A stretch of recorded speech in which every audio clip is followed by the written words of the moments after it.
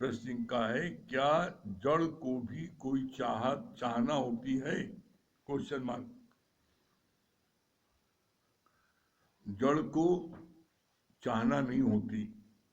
भगवान ने अपनी विभूति का वर्णन करते समय कहा है, जड़ चेतन सब मैं ही बना हूं। तो जो चेतन है उसको चाहत होती है, जड़ को चाहत नहीं होती है। क्यों? वो जड़ है ना, उसमें कोई हरकत नहीं होती, उसमें वो किसी प्रकार की कोई इच्छा चाहना उत्पन्न नहीं होती है।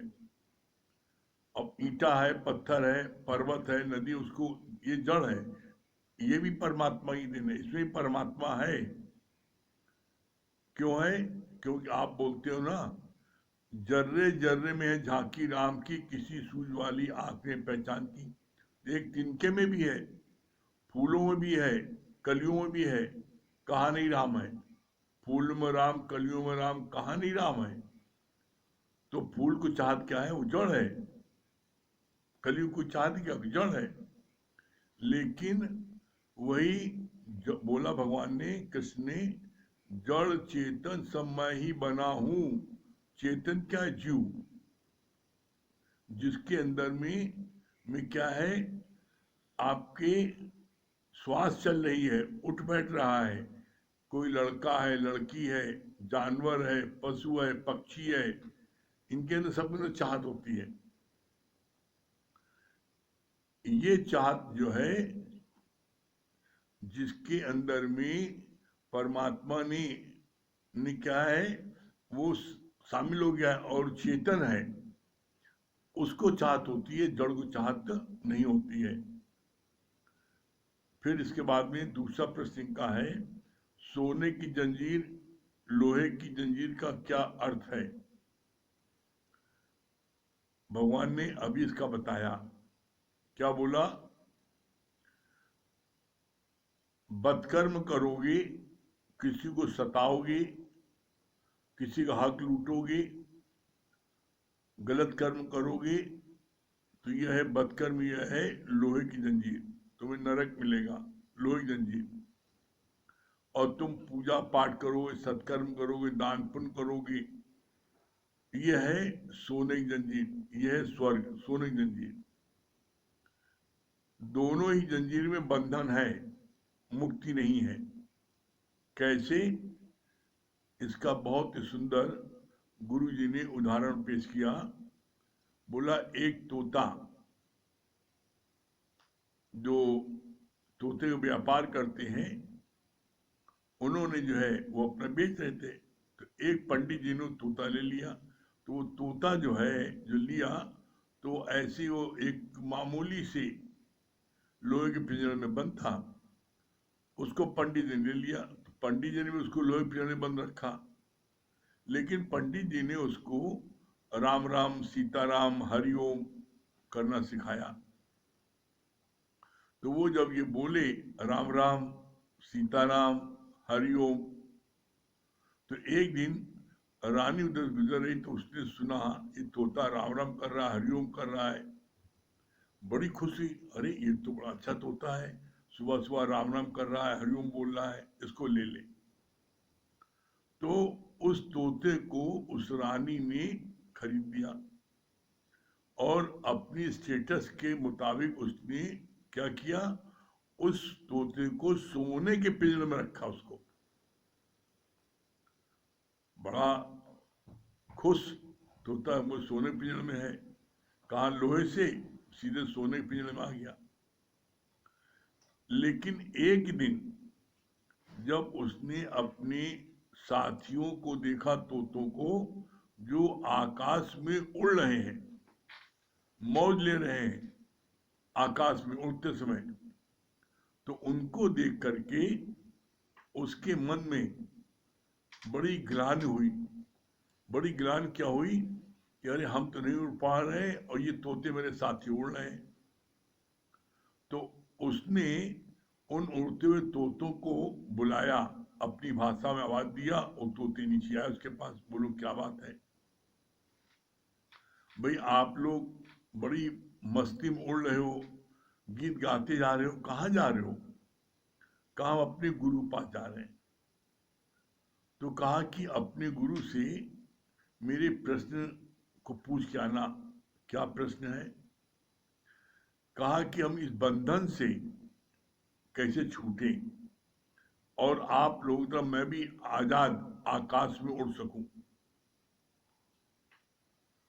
पहले हमको लोहे के पिंजरे में बंद रखा था, शिकारी के पास थे, वहां से जो है पंडित ने लिया, उसने लोहे के पिंजरे में रखा, उसने हमको सिखाया राम राम सीताराम, तो रानी के पास आ गए, रानी ने हमको सोने के पिंजरे में रख दिया, लेकिन है तो बंधन में, मैं उड़ नहीं पा रहा हूं आजाद।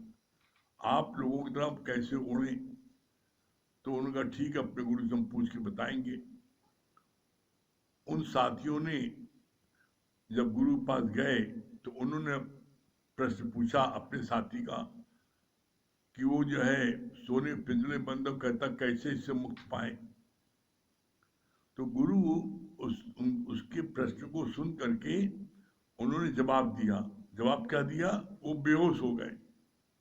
तो वो तोते इसका अर्थ नहीं समझ पाए, और जब लौट के आए तो उन्होंने पूछा, साथी ने, तोते ने, मैंने पूछा मेरे प्रश्न को, कहा तुम्हारे प्रश्न मैंने पूछा तो तुम्हारा प्रश्न इतना जटिल था कि मेरा गुरु बेहोश हो गया। तोता बड़ा प्रसन्न हुआ, जिज्ञासु था सच्चा, वो जान गया कि गुरु का कहने का क्या अभिप्राय है। उसने बड़े खुशी खुशी कहा मैं समझ गया, आप लोग जाओ। वो तोते चले गए, और जो पिंजरे बंद था सोने के तोता, उसने जो है जैसी रानी उसको खाना देने आई वैसे उसने उल्टी सांस खींची और बेहोश हो गया। रानी ने देखा ये तो मरने वाला है। रानी ने झट से उसको पिंजरे के बाहर कर दिया, रख दिया, और वो तोता जाकर के पेड़ के ऊपर बैठ गया, वहां से उड़ करके। कौन से पेड़ के ऊपर बैठ गया? उस पेड़ के ऊपर जहां वो रानी रोज अपनी पुरोहित से, अपनी कुल के पुरोहित से, पंडित से कथा सुनती थी, और पंडित जी कथा सुनने के बाद रोज ये बोलते थे राम राम कहो तो बंधन छूटे। और तोते को लेकर के रानी जाती थी साथ कथा सुनने, और तोता उसी सोने के पिंजरे में से अंदर से बोलता था मत कह रहे पंडित छूटे। तो पंडित जी को बड़ी गुस्सा आती थी कि हमारी इतनी बेइज्जती कर रहा है, लेकिन बेचारे बड़े मायूस होकर के कुछ कर नहीं पाते थे, क्योंकि रानी के तोता है, चुप रहते थे।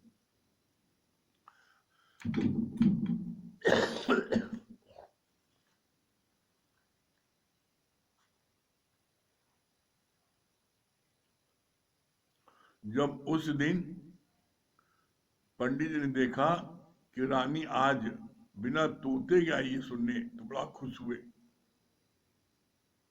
और उन्होंने कथा कहने के बाद यही वाक्य दोहराया राम राम कहो तो बंधन छूटे। तो अब वो तोता पेड़ बैठा था, उसने कहा मत कह रहे पंडित छूटे। तो आज चूंकि रानी के साथ नहीं था, तो पंडित जी ने अपने सारे दिन की गुस्सा उतार दी और कहा तू ही बता कैसे बंधन छूटे। मैं तो रोज कहता हूं, और तू रोज कहता मत कर पंडित छूटे, तो तू ही बता कैसे बंधन छूटे। तब उस तोते ने बोला सतगुरु मिले तो बंधन छूटे। जीवन में जब तक सदगुरु नहीं मिलता, बंधन से व्यक्ति नहीं छूट सकता। तो हम सब बड़े भाग्यशाली हैं जो हमको ऐसा सच्चा सदगुरु मिला है जो हम सबके बंधनों को छुड़ा दिया है। तो वो बोला कि सोने की जंजीर और लोहे की जंजीर, लेकिन बंधन दोनों में है। जब आप उससे आजाद होते हो तब होता मोक्ष। तो सत्कर्म करोगे सोने की जंजीर, बदकर्म करोगे लोहे की जंजीर। जैसे अभी एक बात और बोली श्याम भगवान ने कि जेल में भी फर्स्ट क्लास होता है, थर्ड क्लास होता है। जो मिनिस्टर्स होते हैं उनको हाउस अरेस्ट, जेल होता है हाउस अरेस्ट कर दिया, उनको सारी सुविधा है, उनको सारी सुविधा है, खाने पीने उठने बैठने सबकी है, वो टीवी भी देखते हैं, सब सारी मौज मस्ती लेते हैं, लेकिन घर के बाहर नहीं जा सकते, ये बंधन है। और एक जेलर जो कैदी है उसको थर्ड क्लास है, उसको जो है कैसे बदबूदार छोटी कोठरी में उसको बंद कर दिया जहां उसको कोई सुविधा नहीं मिलती है। बंधन में वो भी है और बंधन में मिनिस्टर भी है, दोनों, वो जेल के बाहर नहीं आ सकता और वो घर के बाहर नहीं आ सकते। तो यहां पर बोला आजाद कब हो सकता है व्यक्ति, कब, जब सदगुरु मिले तो बंधन छूटे। फिर तीसरा प्रश्न इनका है बंधन से मुक्ति होने का क्या उपाय है, बंधन से मुक्त होने का क्या उपाय है। तो ये बात, ये प्रश्न ही गलत है। ये भ्रम से आप बंधन में हो, आपको किसी ने बांधा नहीं है, आप स्वयं बंधे हो। कैसे, इसका बड़ा सुंदर गुरु ने दृष्टांत पेश किया। कहा एक शिष्य ऐसे ही कहता था मैं घर द्वार में बंधा हूँ, बच्चों से बंधा हूँ, पत्नी से बंधा हूँ, इससे बंधा हूँ। तो पंडित का चक्कर में तुमको कमरी मांग जवाब दूंगा। अगले दिन कमरी मांग आए जब सुबह, तो पंडित जी जो है क्या किए गुरु, वो एक पेड़ पकड़ के लपट गए और अपने शिष्य को आवाज दे कहा हमको छुड़ाओ, पेड़ ने हमको पकड़ रखा है। तो शिष्य ने बोला अरे गुरु जी पेड़ को तो आपने पकड़ रखा है और आप छोड़े छूटे हैं। तो कहा तुम्हारे प्रश्न में उत्तर मिला, इसी तरीके तुम भी बाल बच्चों को, पत्नी को, दुकान को, मकान को पकड़ बैठे हो, तुमको किसी ने नहीं पकड़ा है। बंधन नहीं है, बंधन तुमने मान रखा है। जिस दिन तुम ये जो है सोचोगे अपने मन में कि मैं किसी से नहीं बंधा हूं, उसी दिन मुक्त हो जाओगे। काल्पनिक बंधन है। कैसे, इसका दूसरा उदाहरण अच्छा पेश किया। जैसे वो व्यापारी ऊंट का जब जा रहा था तो देहात में रात हो गई, तो उसने मुखिया से कहा कि हमको रस्सी दे दीजिए, ऊंट मेरे पास 20 ऊंट है और उनको हम भाग नहीं जाए, रात को बांध दें। तो मुखिया ने 2 रस्सी दी छोटी और उसको कहा इसको बांध, इससे लिया करके पहले और अंतिम ऊंट को बांध देना। बांध दिया। अगले दिन जब खोला और चलने लगे, कोई चले नहीं। तो पूछा भाई क्या बात है, तो बोला तुमने बाकी ऊँटों को काल्पनिक ढंग से तुमने हाथ फेरा था तो वो समझने में बंधे हैं, अब आप उल्टा हाथ जाके फिरो तब समझेंगे मुझको खोल दिया गया है। इसी तरीके से आप अपने मन से बंधे हो, किसी ने बांधा नहीं है। आप छूटना चाहो, अभी आप फील करो कि मैं नहीं बंधा हूं, छूट गए। यहां पर सिर्फ आप जो बंधते हो, फंसते हो, वो जो है आप स्वयं फंसते हो, फंसाने वाला बांधने वाला कोई दुनिया में नहीं है। ठीक है, चलिए हम लोगों को जो है अब गीता पढ़ते हैं। गीता का जो है 8वां अध्याय हम लोगों को चल रहा है। 8वें अध्याय का जो है आज पढ़ा जाएगा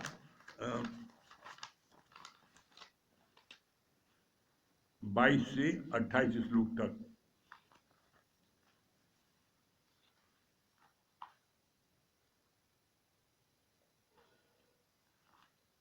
कल का थोड़ा सा पढ़ देते हैं। 22 श्लोक के पहले अंतिम 2 लाइन पढ़ते हैं।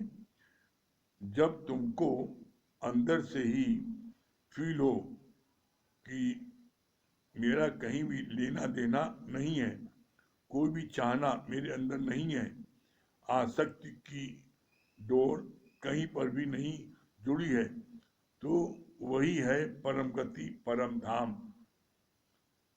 अगर आपकी डोर कहीं पर नहीं जुड़ी है, कोई चाहत नहीं है, कोई इच्छा नहीं है, तो यही परम गति है और यही परम धाम है।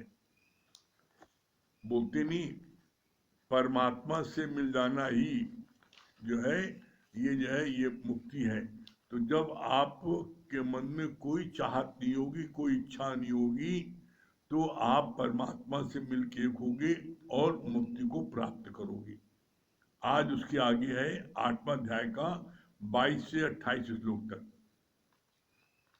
क्या बोला भगवान ने? इस अध्याय का नाम है अक्षर ब्रह्म योग। इस अध्याय का नाम है अक्षर ब्रह्म योग। ब्रह्म की पूरी व्याख्या बताई गई है।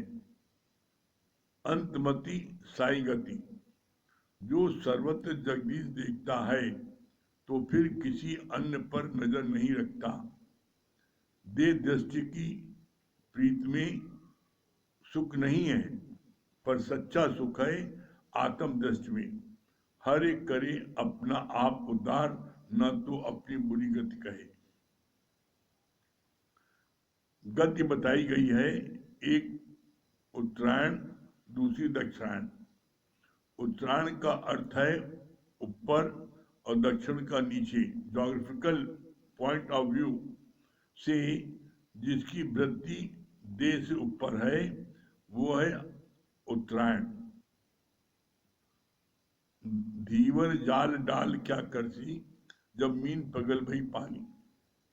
काल उसे पकड़ सकता है जिसके अंदर इच्छाएं वासनाएं हैं, पर जिसकी वृत्ति आत्मा में है उसे काल भी न खाएगा।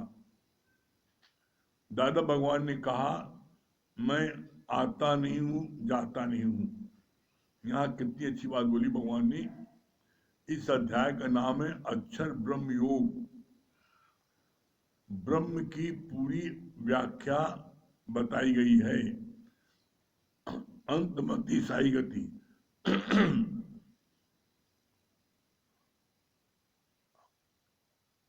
ये जो अक्षर ब्रह्म योग बोला गया ना, अक्षर, अक्षर में क्या है? ओम।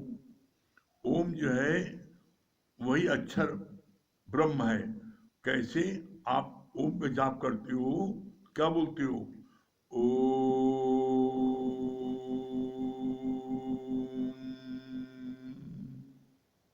वो ओम, वो सच मैं हूं।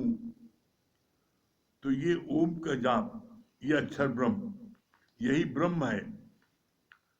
तो इसके लिए बोला, जिसकी दृष्टि सदैव ओम में रहती है, सदैव ब्रह्म में रहती है, हर समय उसी परमात्मा रहती है, तो वो सर्वत्र उसी परमात्मा को ही देखता है और कहीं नहीं देखता। उसे उसी से परमात्मा को देखता है, उसकी अन्य पर नजर जाती नहीं है।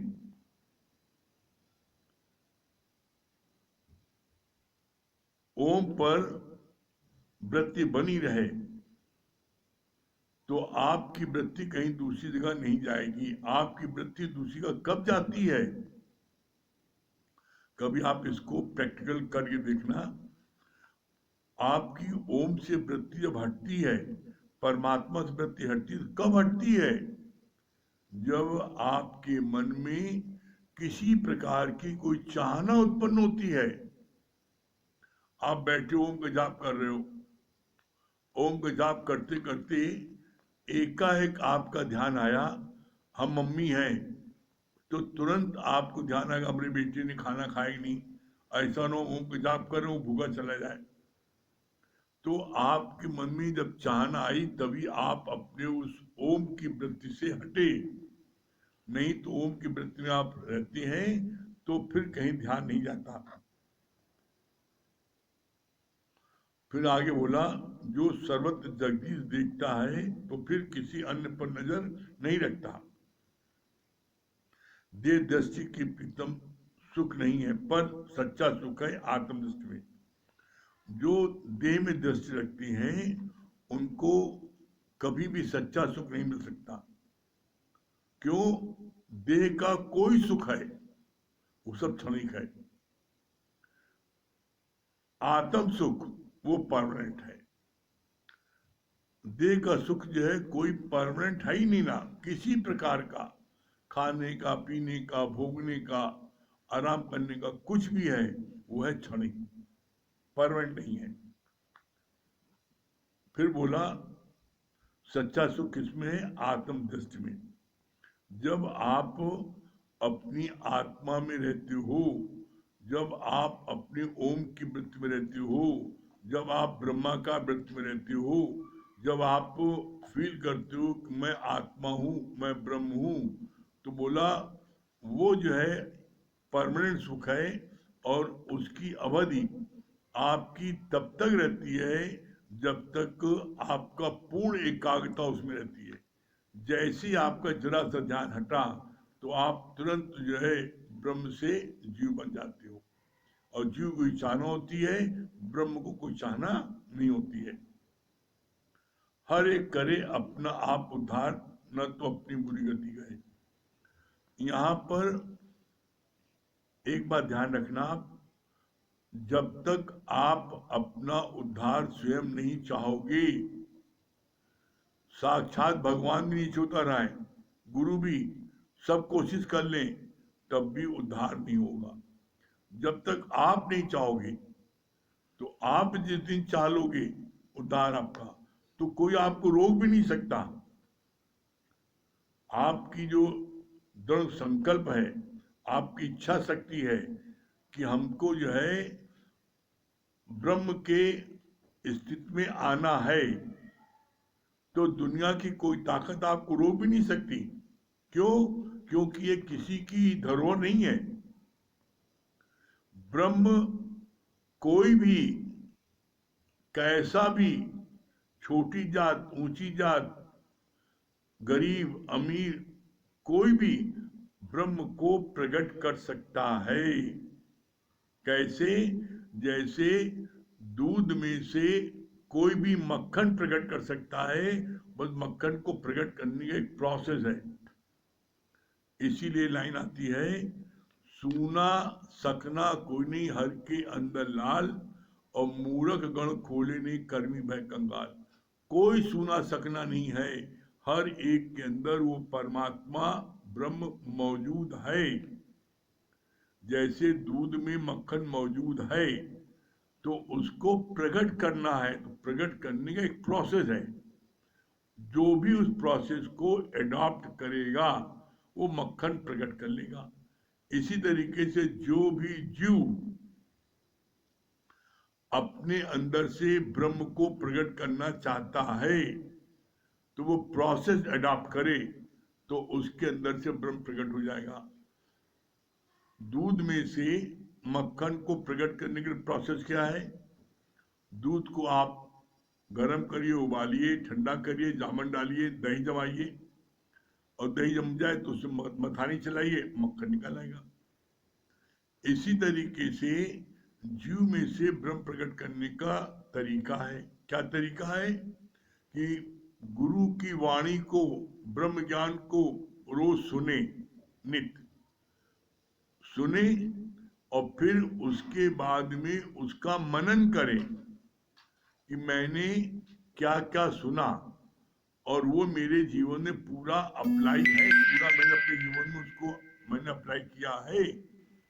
गुरु ने जो वचन बोले हैं, आप 100% गुरु के वचन जिस दिन पूरा पूरा वचन आप अपने जीवन में उतार लोगे, उसी दिन ब्रह्म आपका अंदर से प्रकट हो जाएगा। तो प्रकट करने का दो उपाय है। क्या है? पहला उपाय है श्रवण, मनन, निध्यासन।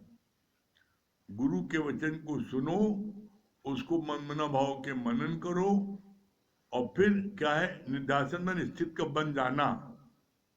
आपकी ब्रह्माकार वृत्ति बन जाएगी जब आप 100% गुरु के वचन को अपने जीवन में लगा लोगी।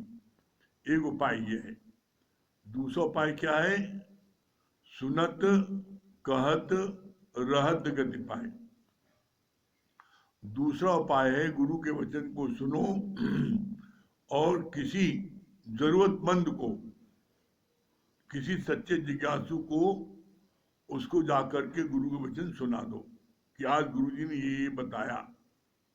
तो जब आप किसी को बताओगे तो सबसे पहले आपका कान सबसे नजदीक है वो सुनेगा और आपका पाठ पक्का हो जाएगा और फिर आपके अंदर से भी वही ब्रह्म प्रकट हो जाएगा। जो साधन आपको सरल लगे आप वो कर लो, देखो निश्चित ब्रह्म प्रकट होता। और सबसे मजे वाली बात क्या है? सबसे मजे वाली बात यह है कि कब ब्रह्म प्रकट हो जाए आपको नहीं पता लगेगा। पता कब लगेगा और आपको बड़ा आनंद आएगा? पता कब लगेगा?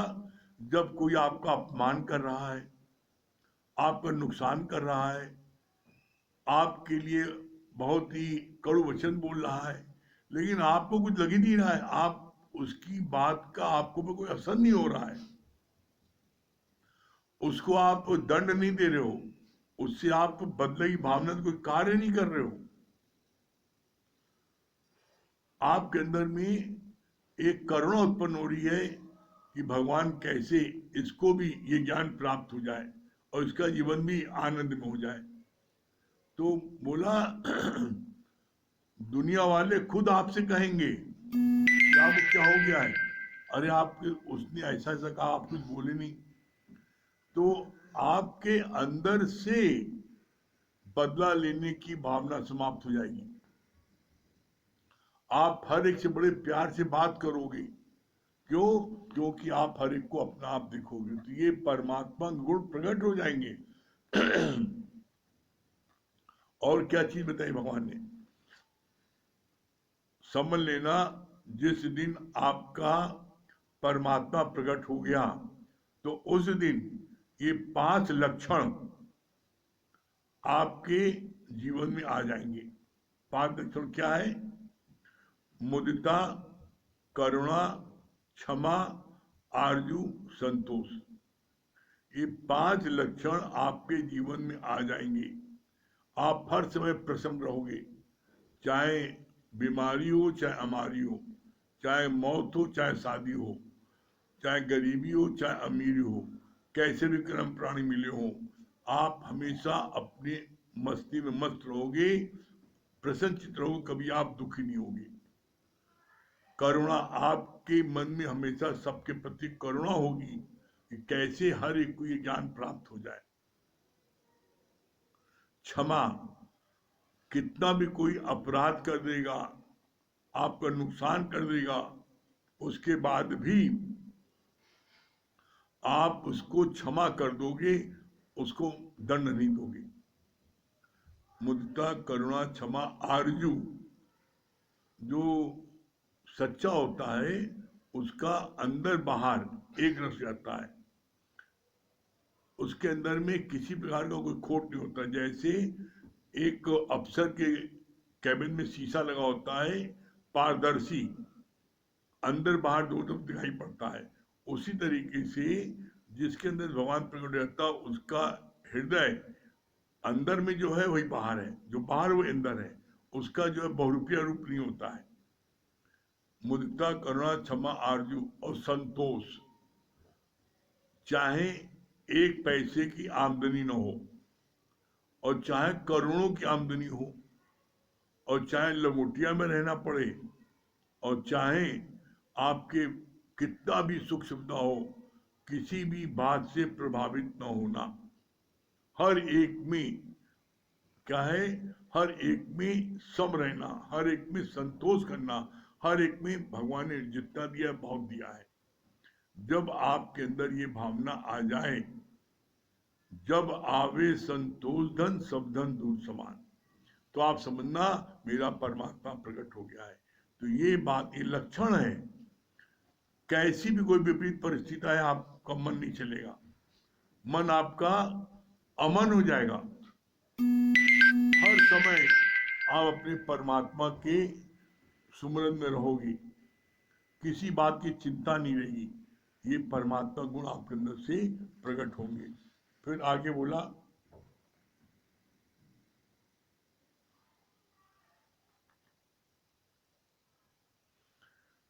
जिसके अंदर इच्छाएं वासनाएं है, पर जिसकी वृत्ति आत्मा में है उसे काल भी न खाएगा। क्या बोला? बोला जिसके अंदर इच्छाएं वासनाएं हैं, जिसकी वृत्ति आत्मा में है उसे काल भी न खाएगा। जिसकी वृत्ति सिर्फ परमात्मा में है उसे काल भी नहीं खा सकता। काल किसे खाता है?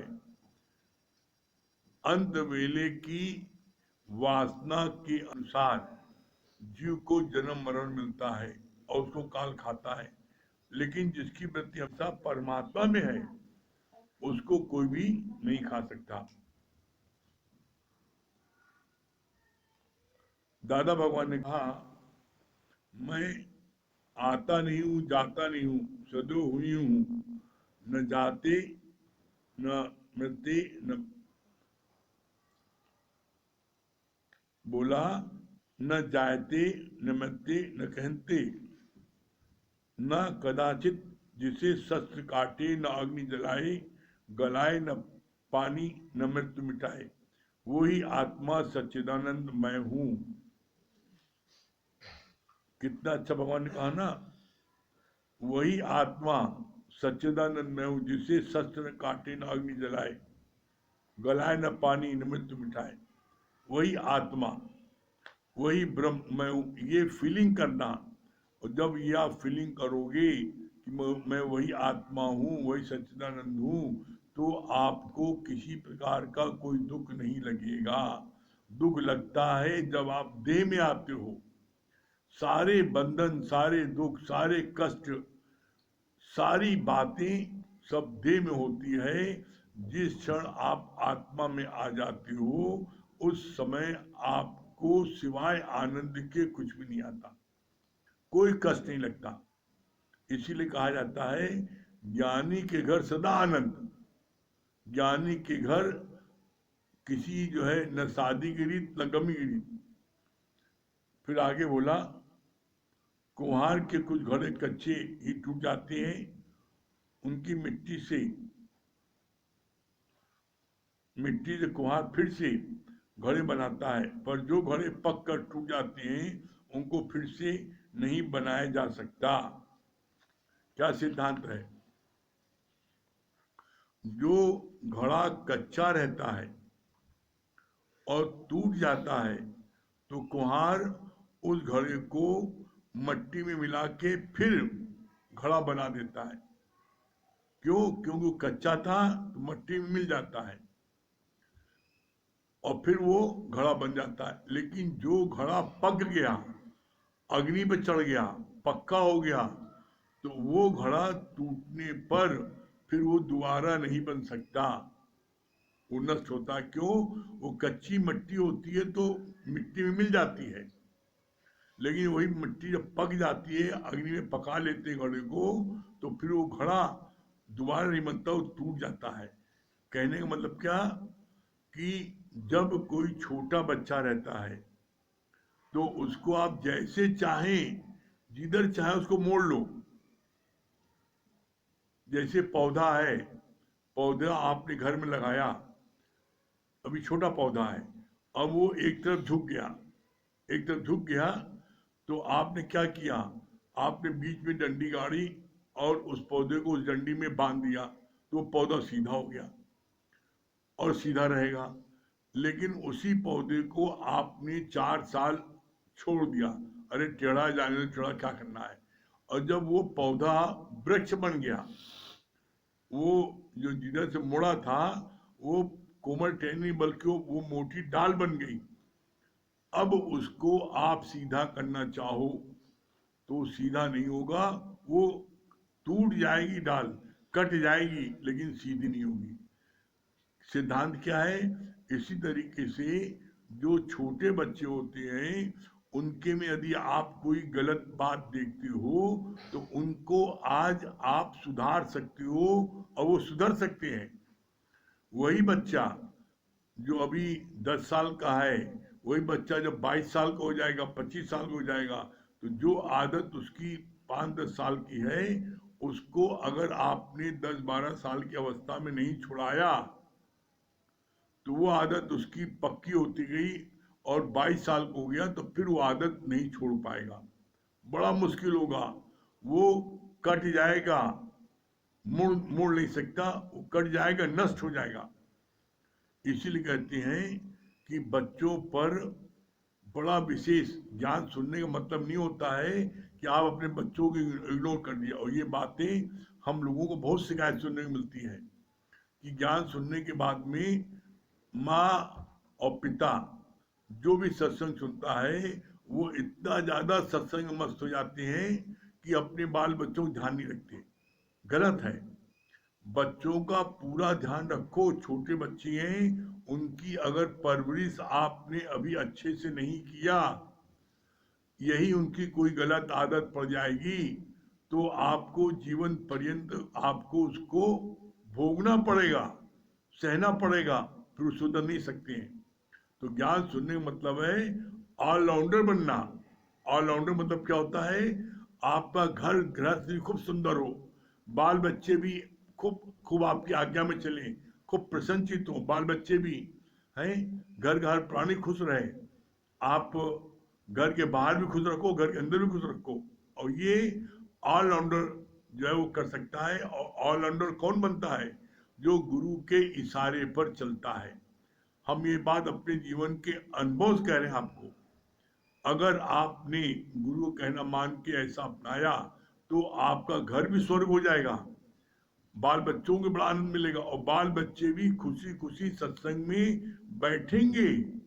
जब वो देखेंगे मेरी माँ मेरे पापा इतना मेरा ध्यान रखती हैं, मेरा इतनी कदर करती हैं, मुझको इतना प्यार करती हैं, सत्संग बदौलत गुरु ने कहा है, तो वो भी सत्संग में बैठेंगे। और सबसे बड़ा सुख माँ बाप को होता है जब उनके बच्चे लायक बनते हैं। तो सत्संग मतलब ही नहीं कि बच्चों को आप नालायक बना दो, सत्संग का मतलब नहीं कि आपके बच्चे बिगड़ जाएं, ऐसा नहीं।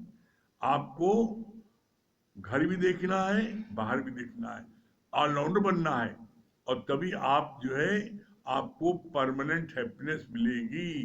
घर में बच्चे रोते रहे और आप बाहर जा करके निष्काम कर रहे हो, वो उचित नहीं है। नहीं, पहले घर का दिया बनो, पहले घर की लाइट बनो। घर में अंधकार किया है और बाहर आप रोशनी जला रहे हो, ये किसने कहा है आपसे? किसने कहा है?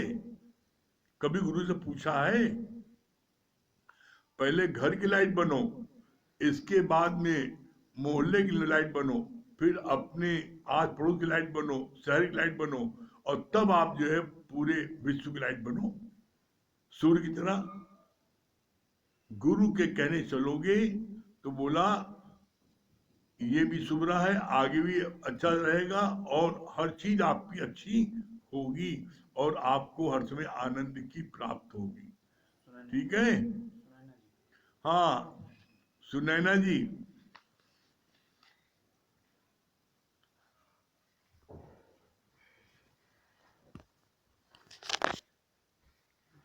क्या बोली सुनैना जी? हाँ, राकेश भैया, हाँ, प्रणाम भैया। प्रणाम। क्या बोल रहे राकेश भैया? बहुत अच्छा। आपने अभी जो बताया कि पेड़ जो है, छोटा पौधा जो रहता है, अगर उसको जो है आपने अगर सीधा नहीं किया तो वो हमेशा जो है वो बड़ा मोटा, जब उसका वो बन जाएगा तो आप उसको कुछ नहीं कर सकते हैं। इसीलिए बचपन में जो है बच्चों को जैसे कि उसको मोल्ड दिया आपने, तो वो फिर जो है वो सही डायरेक्शन में जाएगा, और नहीं तो फिर वो जैसे है वैसे ही रहेगा।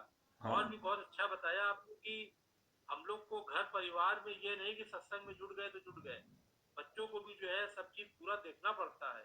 गुरु तो ऑलराउंडर है, चारों तरफ से जो है हर चीज जो है उसके हिसाब से जो है वो। बहुत सुंदर। हाँ, चित्रा जी,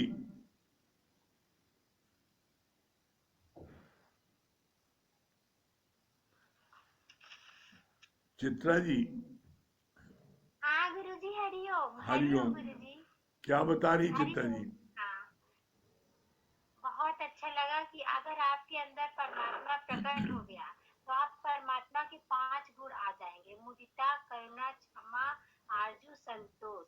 और अपने अंदर आप फील करिए कि आपके अंदर आनंद है। अगर कोई आपके अपोजिट चल रहा है तो आपको बात लग रही कि नहीं लग रही? अगर लग रही है तभी ब्रह्म प्रकट नहीं हुआ। नहीं लग रही है, समभाव है, तो समझ लीजिए बहुत अच्छा ब्रह्म प्रकट हो गया। बहुत अच्छा आप बताए गुरु जी ब्रह्म के गुण।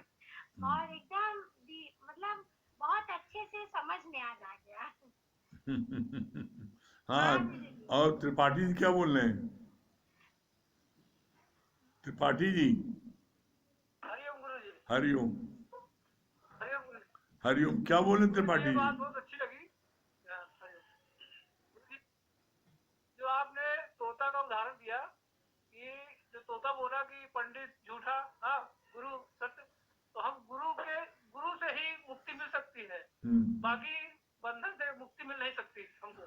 हाँ, और ये बात नरेंद्र भाई अच्छी क्या लगी बोल रहे गुरु हैं? जी कि हरिओम गुरु जी। हरिओम। हरिओम। हाँ, क्या बोल रहे हैं भैया? बहुत अच्छा आपने बताया कि अंतमति, साई गति, गुरु गति, परमात्मा गति, आपकी जो है अंतमति में जैसे गति रहेगी, मतलब आपकी दृष्टि कहीं नहीं जाएगी अगर आप इसमें रहेंगे तो। बहुत अच्छा लगा ये। और ये लगा कि जो है एक और अच्छा चीज बताएं कि जो है आप किसी से बंधे नहीं हैं, अपने मन से ही बंधे हैं। जैसे आपने उदाहरण दिया ऊँट का, कि उल्टा आपने घुमा दिया था, काहे लिए उठेंगे, जब फिर सीधा घुमा दो तो उठ जाएंगे, तो ये रस्सी बांधा था। और ये भी अच्छा लगा कि जो है राम नाम कहने से जो है कोई मुक्ति नहीं मिलती। जैसे तोते ने बताया ना कि मत कह रहे पंडित पंडित झूठे, राम राम कहने से नहीं। राम राम उसने कहा तो लोहे से सोने में चला गया, सोने के पिंजरे में चला गया, लेकिन उसको मुक्ति नहीं मिली। मुक्ति तो तभी उसको मिली है जब सदगुरु के शरण में हो गया। बहुत अच्छा लगा। हरिओम। हरिओम। हम लोग को हाँ, भी सदगुरु मिल दुर्गे। जाए गुरु जी, हम लोग का भी सब कुछ मिलेगा।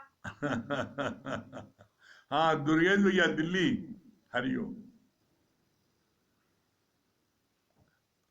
दुर्गेश भैया दिल्ली, हरिओम गुरु जी। हरिओम। हरिओम। हाँ, क्या बोल रहे हैं दुर्गेश भैया? हाँ गुरु जी, बताया ना आपने कि अगर आप परमात्मा के सुमरन में रहते हो तो कोई कष्ट नहीं भासेगा। और दूसरी बात ये भी बताया गुरु जी कि जब आप ब्रह्म ज्ञान आपके अंदर, आप जानोगे कि मैं ब्रह्म ज्ञानी बन गया हूँ या ब्रह्म मेरा अंदर जग गया, उसके 5 लक्षण है: करुणा, क्षमा, आरजू, मुदिता और संतोष। ये 5 लक्षण बताए गुरु जी आपने। और पूजा जी क्या बोल रही हैं?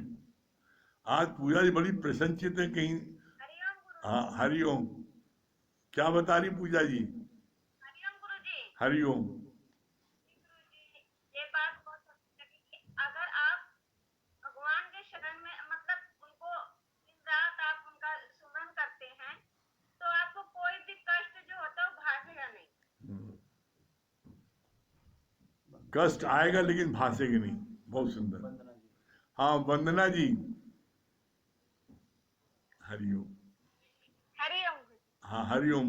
हाँ, क्या बोली वंदना जी?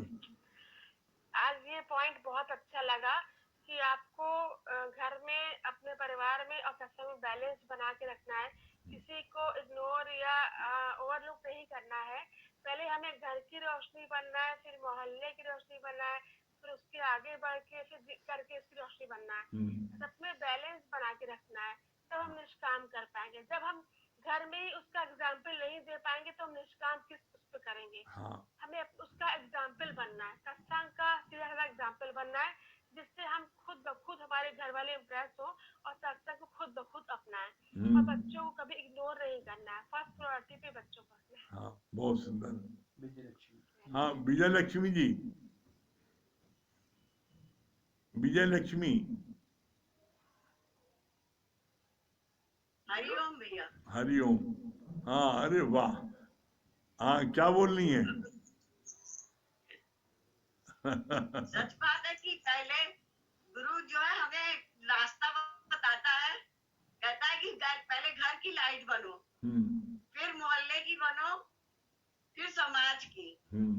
आज परमात्मा ने सच में सही राह दिखा दिया है। हाँ हाँ, क्या? आगे बढ़ते हाँ, हैं। गुप्ता जी क्या बोल रहे सुबह हैं? भी आनंद इतना आता है, सुबह का आनंद इतना आता है कि पूछो नहीं। तो जैसे हिमालय पहाड़ पे घुमाने।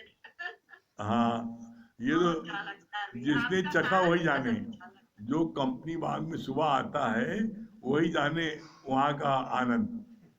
आप लोग आते हो रोज तो वहाँ का आनंद मिल रहा है आपको। हाँ गुप्ता जी। सुबह सुबह इतना अच्छा लगता है ना, हाँ, पूछिए नहीं। उसका कोई वर्णन ही नहीं कर सकता है कि आज तो ऐसा लगा था हम लोग नैनीताल में बैठे हैं। और हेलो हाँ हेलो भैया। सुनैना जी। भैया हाँ जी भैया। हाँ, क्या बोली सुनैना जी? चलिए भजन सुना दिए सुनैना जी, भैया हम वही भजन हमारे सुना दीजिए आप। हम भजन हम सुनाएंगे हाँ, और भगवान बनने वाले होते हैं फिर गिर जाते हैं, फिर भगवान बनने वाले होते हैं फिर कोई बात हमारे नहीं, मन में कुछ आ जाता है। गिरते बात पड़ते गिन बच जाएंगे। हाँ हिम्मत न हारिए बिसारी न राम, बस हिम्मत न हारिएगा। हाँ यही बात। हाँ ये अब बिल्कुल हम अपने आप को हम प्योर कह ही नहीं पा रहे, हम क्या करें। कोई बात नहीं, बस लगे रहिए सत्संग बस। ये ज्ञान का मंदिर मेरे गुरुदेव का घर है, वो है अकाल उसको नहीं काल का डर है, मेरे गुरुदेव का घर है। आवागमन का चक्र जो दुनिया में चल रहा, आवागमन का चक्र जो दुनिया में चल रहा, हर जीव जन्म मृत्यु की ज्वाला में जल रहा, इस जीव का इस चक्र में चलता ना हुनर है, इस जीव का इस चक्र में चलता ना हुनर है, वो है अकाल उसको नहीं काल का डर है, ये ज्ञान का मंदिर मेरे गुरुदेव का घर है। जब दुख से निकलने का कोई रास्ता न था, जब दुख से निकलने का कोई रास्ता न था, सतगुरु के सिवा और कहीं आसरा न था, सतगुरु के सिवा और कहीं आसरा न था, तर जाए वो जिस पर मेरे दाता की नजर है, वो है अकाल उसको नहीं काल का डर है, मेरे गुरुदेव का घर है। श्रद्धा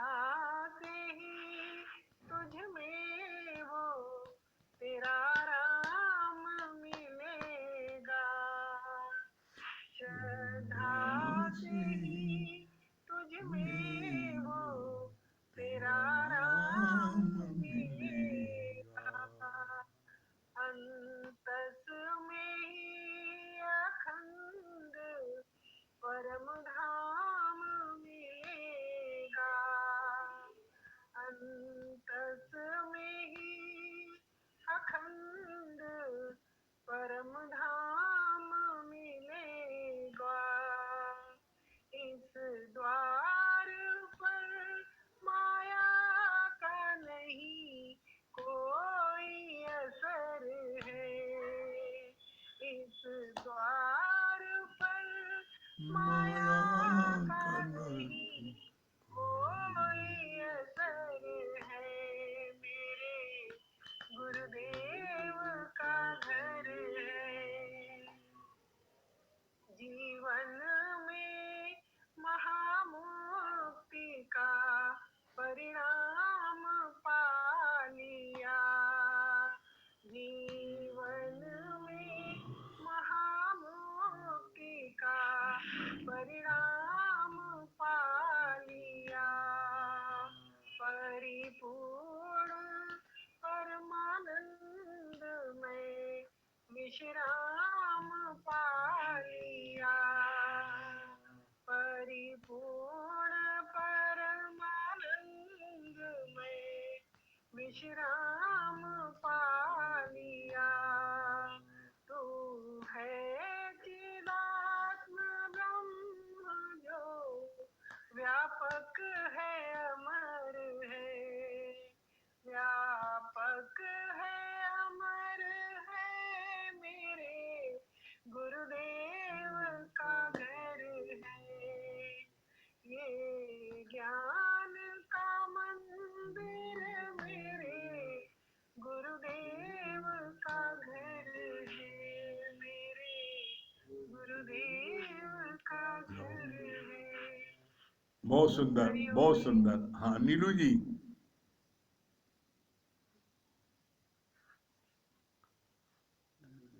नीलू जी।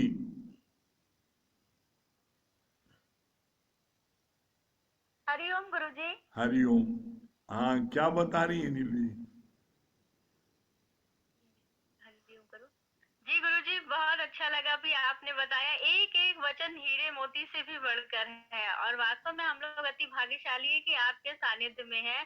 और कितनी तरीके से अरत परत आगे मतलब हर तरीके से यहाँ ज्ञान जो है हम तो महसूस कर रहे थे। सच बात है, आज गुरु हम लोग को ऑलराउंडर बना रहे हैं और अंदर से प्रेरणा लग रही थी कोई भी कार्य असंभव नहीं है। आई कैन, अंदर से ऐसे गूंज रहा आई कैन, मतलब हर कार्य कर सकते हैं। तो ये अंदर से इतनी खुनकी आ रही है कि हम बता नहीं सकते गुरुजी। और बहुत अच्छा लगा। सच बात है, जब परिस्थिति आती है तब पता चलता है कि हम कहाँ खड़े हैं। और सबके लिए अच्छे वाइब्रेशन, सबके लिए शुद्ध संकल्प और निश्चित संकल्प वहां तक पहुंचता है। जब रिसीविंग माइंड होता है तो वो संकल्प पहुंचता है। इसलिए वास्तव में सत्संग की धरती जो है संकल्पों की धरती है। सबके लिए शुद्ध संकल्प करे, निश्चित पहुंचता है। बहुत अच्छा लगा गुरुजी। हरिओम गुरुजी। हाँ ये हम लोगों का सत्संग टाइम जो है रात को 9 बजे से 10:20 तक होता है रोज। रात में 9 से 10:20 तक रोज होता है 365 दिन। तो इस बात का ध्यान रखिएगा। और सुबह 9:30 बजे होता है कंपनी बाग में। ठीक है, चलिए ओम का जाप कर लें।